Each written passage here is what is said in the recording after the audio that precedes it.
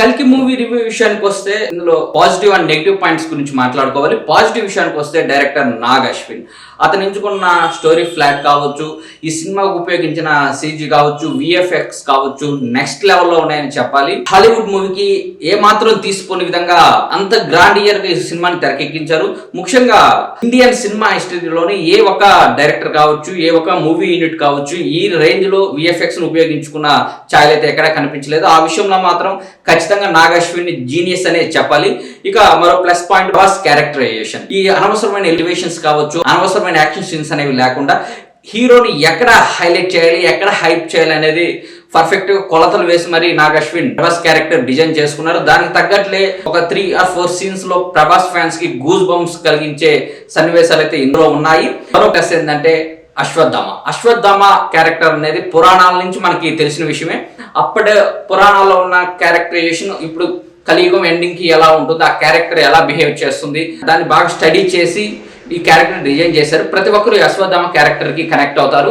ఇక మరో పాజిటివ్ ఏంటంటే ఇంటర్వల్ బ్యాంక్ అనేది ఖచ్చితంగా ప్రతి ఒక్కరిని ఆకట్టుకుంటుంది. అక్కడ వచ్చే బీజీ కావచ్చు, కెమెరా వర్క్ కావచ్చు, ఎమోషన్స్ కావచ్చు పర్ఫెక్ట్ గా కుదిరాయి. ఇక క్లైమాక్స్ లాస్ట్ 10 to 15 minutes అయితే గూస్ బంప్స్ అనేది చెప్పాలి. మనం పెట్టిన ప్రతి పైసా వసూలు అనేది మనకు అక్కడ కనిపిస్తుంది.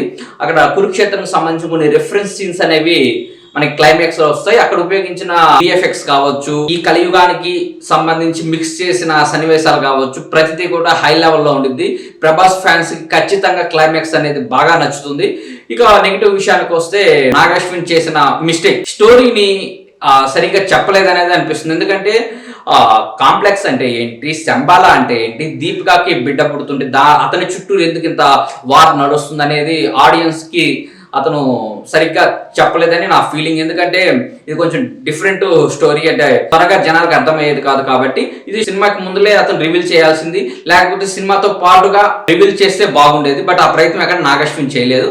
ఇంకో ముఖ్యమైన మైనస్ ఏంటంటే ల్యాగ్. ఈ సినిమా 3 hours లెంత్ అయితే ఉంది, అందులో ల్యాగ్ కూడా మనకి ఎక్కువగా కనిపిస్తుంది. ఓపెన్ గా చెప్పాలంటే ప్రభాస్ కాంప్లెక్స్ కి వెళ్ళినప్పుడు అక్కడ సాంగ్ కావచ్చు, బ్రహ్మానంద్ తో కొన్ని సీన్స్ కావచ్చు, కొన్ని క్యామియో రోల్స్ కావచ్చు, ఇవన్నీ అనవసరమైన ల్యాగ్ అనిపిస్తున్నాయి. సినిమా స్టోరీని రివీల్ చేసే క్రమంలో ల్యాగ్ వస్తే ఎవరైనా వాటిని యాక్సెప్ట్ చేస్తారు, చూస్తారు. కానీ ఇక్కడ స్టోరీని రివీల్ చేయకుండా అనవసరమైన ల్యాగ్ అనిపించింది. అది సినిమాకి బాగా మైనస్ అని చెప్పాలి. ఇందాక మనం చెప్పుకున్నట్టు క్యామియోస్ కూడా అంత క్యామియోస్ ఎక్కువ ఉన్నాయి, కొన్ని ఒక 2 or 3 క్యామియోస్ కనెక్ట్ అవుతాయి.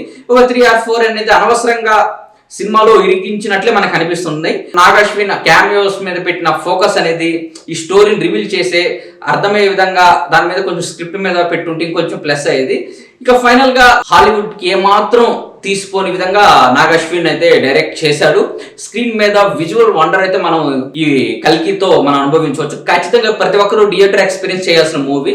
ఫైనల్ గా మూవీ హిట్ ఆర్ ఫ్లాప్ విషయానికి వస్తే యావరేజ్ అని మనం చెప్పొచ్చు. ఎందుకంటే స్టోరీలో కొంచెం చిన్న మైనస్ లో ఉంటాం. అదేవిధంగా పూర్తిగా స్టోరీ రివీల్ కాకపోవడంతో ఆడియన్స్ కొంచెం కనెక్ట్ కాలేకపోయారు.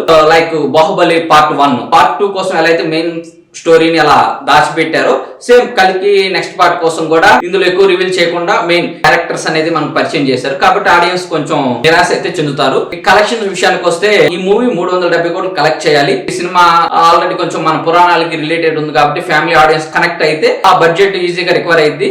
కనెక్ట్ కాకపోతే మాత్రం అంత బడ్జెట్ రికవర్ చేయాలంటే కొంచెం కష్టమైన విషయమే. ఒక 2 days అయితే కానీ సినిమా ఫుల్ రన్ ఏంటి, ఆ సినిమా కలెక్షన్ ఎంతవరకు వెళ్ళగలదని మనకు క్లారిటీ అయితే వస్తుంది.